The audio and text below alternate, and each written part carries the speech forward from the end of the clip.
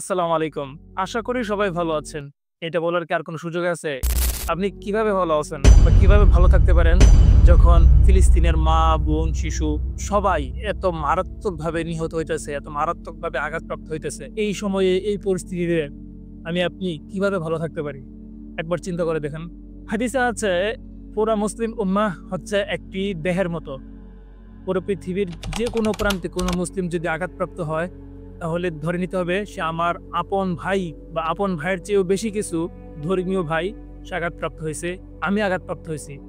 এভাবেই চিন্তা করতে হবে। এভাবেই চিন্তা করার কথা আমাদের নবী আমাদেরকে বলে গেছেন সাল্লাল্লাহু আলাইহি ওয়াসাল্লাম। এখন বর্তমানে ফিলিস্তিনে যেটা চলতেছে ২০ বছর বা তারও আগে থেকে যেভাবে চলে আসছে যে এই হত্যাযজ্ঞ চালানো হচ্ছে, এই ভিডিওগুলা, এই ক্লিপগুলা আমরা দেখার পর আমাদের ভালো থাকার আর কোনো মন মানসিকতা বা ভালো বলতে গেলেই ওই ফিলিস্তিনের কথাগুলা মনে পড়ে যায়। কোথায় ফিলিস্তিন আর কোথায় বাংলাদেশ? এত দূর থেকেও আমাদের মন কাঁদে এই ভিডিওগুলো দেখে, যখন আমরা দেখি নির্মমভাবে মুসলিম ভাই বোনদেরকে হত্যা করা হচ্ছে, ধর্ষণ করা হচ্ছে মুসলিম নারীদেরকে। এই এত হত্যাযজ্ঞ চালানোর পরেও আমার প্রশ্ন জাতিসংঘ আর বিশ্ব মানবাধিকার সংস্থাগুলোর দিকে, ওদের কাছে কি এখনো মনে হয় না যে ইসরায়েল যেটা করছে সেটা মানবাধিকার লঙ্ঘন, সেটা আন্তর্জাতিক সন্ত্রাস? জাতিসংঘ এত বছর পরেও কেন জাতিসংঘ কোনো কার্যকরী কোনো ব্যবস্থা গ্রহণ করছে না? তাহলে কি আমরা ধরে নিব জাতিসংঘ এবং ইহুদি এরা একই সূত্রে গাঁথা, এরা ঐক্যবদ্ধভাবে মুসলিম নিধনে কাজ করে যাচ্ছে? জাতিসংঘ ফিলিস্তিন ছাড়া অন্যান্য জায়গায় তাদের সেনাবাহিনী পাঠাতে পারে, মোতায়েন করতে পারে। আফ্রিকান কান্ট্রিগুলোতে যদি সেনাবাহিনী মোতায়েন করতে পারে, বিশ্বের বিভিন্ন জায়গায় যদি সেনাবাহিনী মোতায়েন করতে পারে, তাহলে ফিলিস্তিনের শান্তি রক্ষার স্বার্থে কেন সেনা মোতায়েন করতে পারে না? কেন তারা বছরের পর বছর নিজেকে বিশ্ববাসীর সামনে সুপ্রতিষ্ঠিত একটি আন্তর্জাতিক সংগঠন হিসেবে প্রতিষ্ঠিত হওয়ার চেষ্টা করছে? জাতিসংঘ এবং ইহুদি তাহলে কি একই সূত্রে গাঁথা? তাহলে কি তারা ঐক্যবদ্ধভাবে ফিলিস্তিনের মুসলমান নিধনে কাজ করে যাচ্ছে? যদি তাই হয়ে থাকে, তাহলে আমরা মুসলমানরা কেন জাতিসংঘ এবং বিশ্ব মানবাধিকার সংস্থাগুলোকে এত প্রাধান্য দিয়ে থাকি? কেন আমরা বোকা মুসলমান এটা বুঝতে পারি না যে জাতিসংঘ এবং বিশ্ব মানবাধিকার সংস্থা এবং পাশাপাশি আমেরিকাও এই মুসলিম নিধনের কাজে নিয়োজিত এবং জড়িত? আমেরিকা প্রত্যক্ষ কিংবা পরোক্ষভাবে ইসরায়েলের সাথেই সমর্থন পোষণ করছে এবং সার্বিক সহায়তা এবং কি অস্ত্র দিয়েও সহায়তা করে আসছে। তাহলে আমরা কেন আমেরিকাকে বয়কট করতে পারি না? এবং আমরা কেন ইহুদিদেরকে বয়কট করতে পারি না? আমরা বাংলাদেশ থেকে তেমন কার্যকরী কোনো ব্যবস্থাই গ্রহণ করতে পারি না।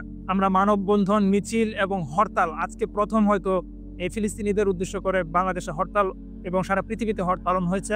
এইসব হরতাল শুধু জনসচেতনতাই তৈরি করতে পারে, কিন্তু ফিলিস্তিনি ভাই বোনদের কোনো কার্যকরী ভূমিকা রাখতে পারে না। এখানে বিশ্ব মানবাধিকার সংস্থা এবং জাতিসংঘ এগুলো বছরের পর বছর দেখেও কোনো কার্যকরী ভূমিকা পালন করছে না, বরং ইহুদিদেরকে মদদ দিয়ে আসছে। একজন মুসলমান হিসেবে আপনার আমার কি করণীয় সেটা যদি চিন্তা করি, তাহলে আমি আমার ক্ষুদ্র জ্ঞানে একটা জিনিসই পেয়েছি, সেটি হচ্ছে ইহুদিদের পণ্য বর্জন করা। এটা আমার কাছে মনে হয় ইমানের সর্বনিম্ন একটি ধাপ, ইমানের সর্বনিম্ন একটি স্তর। যদি আমরা ইহুদিদের পণ্য কেনা থেকে নিজেদেরকে বিরত রাখতে না পারি, তাহলে আমরা ইমানদার এই দাবি করার কোনো যুক্তিকতাই আমি দেখতেছি না। ইহুদি পণ্য বয়কট করতে হলে আমাদেরকে প্রথমেই চিনতে হবে ইহুদি পণ্য কোনগুলো। ফিলিস্তিনি মুসলমানদের জন্য যদি আপনার কোনো মায়া লেগে থাকে, তাহলে অন্তত ইহুদিদের পণ্য কিনা থেকে নিজেকে বিরত রাখুন। আমি আপনাদেরকে কয়েকটা পণ্যের কথা বলছি এবং পিকচারে কয়েকটা ছবি দেখাবো, যেগুলো থেকে কিনা থেকে নিজেকে বিরত রাখার সর্বোচ্চ চেষ্টা করবেন। এবং যারা দোকানদার আছেন তাদেরকে বলবো, আপনারা কোনো পণ্য কেনার আগে যাচাই করে কিনবেন এটা ইহুদিদের পণ্য কিনা। এই যে এখানে একটা লেজ আছে, এই লেজটা আপনাদেরকে দেখাচ্ছি, এটা আপনাদের বাচ্চাদেরকে কখনোই খাওয়াবেন না। এই লেজের পিছনেই লেখা আছে পেপসিকো। এই পেপসিকো লেখা মানেই ইহুদিদের মুনাফা লাভের জন্য সরাসরি জড়িত। এই পণ্যগুলো কিনলেন মানেই এটার একটা অংশ ইহুদিদেরকে দিলেন আপনি।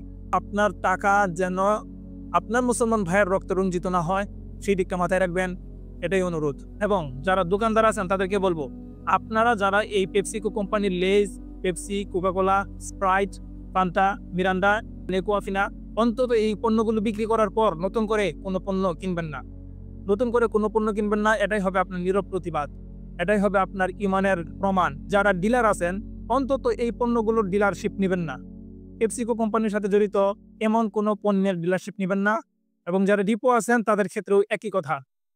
আপনারা অন্য কোম্পানির ডিপো নেন, অন্য কোম্পানির ডিলারশিপ নেন এবং অন্য কোম্পানির মাল ক্রয় করেন, কিন্তু সরাসরি ইহুদিদের সাথে সম্পর্কিত এরকম পণ্য কেনা থেকে নিজেকে বিরত রাখবেন। আর আরেকটি বিষয় নিয়ে কথা বলতে চাচ্ছি, যারা আমরা ফান্ড তৈরি করি, ফিলিস্তিনিদের জন্য ফান্ড তৈরি করি, এই ফান্ডের টাকাগুলো আমরা যখন পাঠাই, তখন সেগুলো সরাসরি ফিলিস্তিনি মুসলমান ভাই বোনদের কাছে পৌঁছায় না। সেগুলো পৌঁছায় ফিলিস্তিনের রাষ্ট্রদূত বা ফিলিস্তিনের সরকারের কাছে। ফিলিস্তিনের সরকার ততটা কার্যকরী না যতটুকু কার্যকরী হামাসের কাছে পাঠানোর। ফিলিস্তিনের রাষ্ট্রদূত বা ফিলিস্তিন সরকারের কাছে এই ফান্ডটা পাঠানোর পর এরকম বহু রেকর্ড আছে, এই ফান্ডগুলা তারা ফিলিস্তিন পরিবারকে না দিয়ে তারা নিজেরা ভোগ করে জর্ডান বা আমেরিকায় গিয়ে আবাসস্থল করে, এবং এই ফান্ডটা যথাযথভাবে অসহায় মা-বোন এবং পরিবারের কাছে পৌঁছায় না। এরকম বহু রেকর্ড আছে। তো আমি সেই ব্যাপারে কথা বলতে চাই না। আমি বিনীতভাবে অনুরোধ করব, এই ফান্ডগুলো আপনারা সরাসরি ফিলিস্তিনি পরিবারকে দেওয়ার চেষ্টা করবেন। এটাই হচ্ছে আমার অনুরোধ। আপনি দোকানদার বা ডিলারশিপ হয়ে থাকেন এবং এই কাজটা যদি না করতে পারেন, এই পণ্য কিনা এবং এই ডিলারশিপটা যদি আপনি বাদ দিতে না পারেন, তাহলে আপনি নিজেই নিজেকে প্রশ্ন করেন, আপনি কেমন মুসলমান? আল্লাহর কাছে আপনি কি জবাব দিবেন? এবং আল্লাহ আপনাকে কেন জান্নাত দিবে? জান্নাতের বিনিময়ে আমি কতটুকু ত্যাগ স্বীকার করতে পেরেছি? এই ডিলারশিপ যদি আমরা বাতিল করি, অন্য কোম্পানির ডিলারশিপ নেই, তাহলেও আমরা আল্লাহর কাছে বলতে পারবো যে, "আল্লাহ, এতটুকু হলেও আমি আপনার জন্য, মুসলিম ভাই-বোনের জন্য আমি ত্যাগ স্বীকার করেছি।" যতই লাভ হোক, যতই মুনাফা হোক, এই ডিলারশিপটা নেওয়া থেকে বিরত থাকুন। এই পণ্যগুলো নতুনভাবে কেনা থেকে বিরত থাকুন। এটাই আমার বিনীত অনুরোধ।